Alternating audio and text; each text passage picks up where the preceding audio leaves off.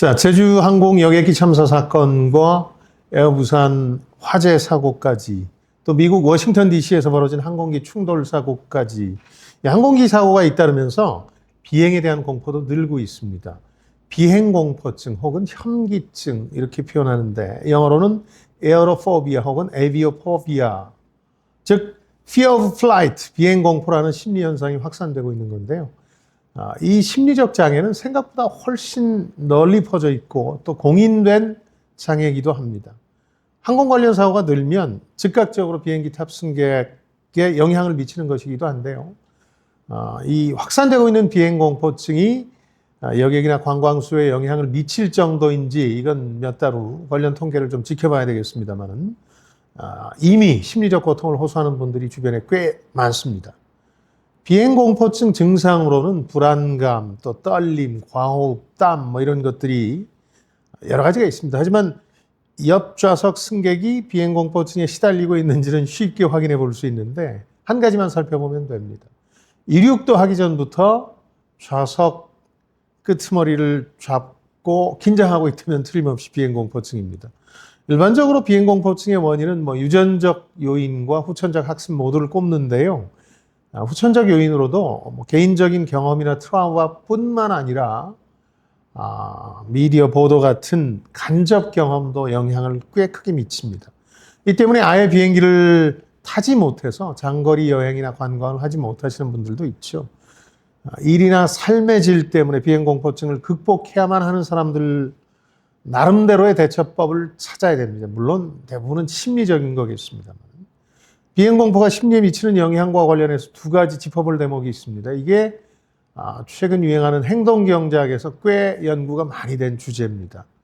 우선 실제 비행기 사고는 자동차나 기차는 물론이고 자전거 사고보다도 못한 사고율을 자랑합니다. 그러니까 비행기가 가장 안전한 이동수단이다 이런 뜻입니다. 그런데도 비행기를 가장 불안하게 봅니다.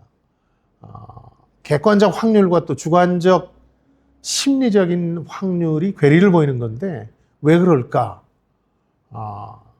비행기 사고는 다른 이동수단과 달리 한 번 사고가 나면 대형 사고로 이어지고 이건 미디어 보도를 통해서 굉장히 널리 오랫동안 알려지게 됩니다. 미디어 효과 혹은 충격 효과라고 불리는 게 존재하는데요. 미디어의 충격적인 영상과 함께 사고 소식이 널리 퍼지게 되면 그 잔상이 상당히 오래 남는 겁니다. 상하에 물릴 확률이 사실은 누군가 셀카 찍다 다칠 확률보다 낮은데 상하가 무서워서 바다 못 들어가는 분들이 꽤 계시잖아요.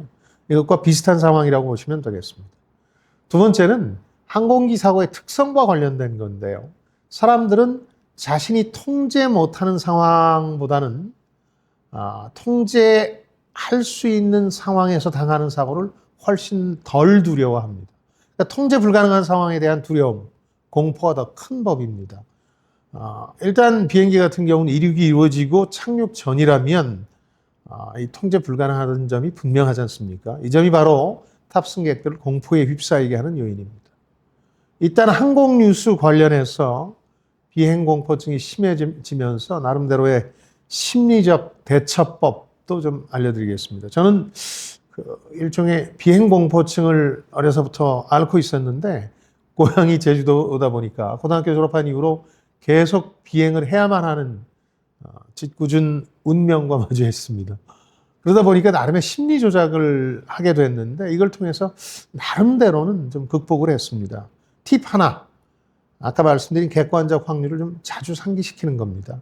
비행기 사고는 미디어 노출과는 달리 실제 이동수단, 다른 이동수단보다 훨씬 사고율이 낮다. 그리고 훨씬 더 나은 안전성을 자랑한다. 이런 것들을 자주 떠올리는 겁니다. 이걸로도 부족할 때는 항공기 탑승의 두려움 가운데 하나인 통제 불가를 순순히 받아들이는 것도 고려를 해야 됩니다. 일단 이륙하고 나서 착륙할 때까지 내가 뭘 할 수 있겠어? 이런 마음으로 별탈 없이 갈 수 있게 해달라는 기도나 하는 거죠. 두 가지가 당장 무슨 힘이 되겠느냐 하시겠습니다만 실제 이런 마음의 훈련을 거듭하다 보면 조금 나아집니다. 비행의 공포를 느끼지만 일이나 삶의 질 때문에 어쩔 수 없이 비행기를 타야만 하는 분들이라면 이런 식의 심리 치료, 자가 심리 치료도 도움이 됩니다. 자, 지금까지 김방희였습니다. 저는 여러분들의 성공을 응원합니다. 고맙습니다.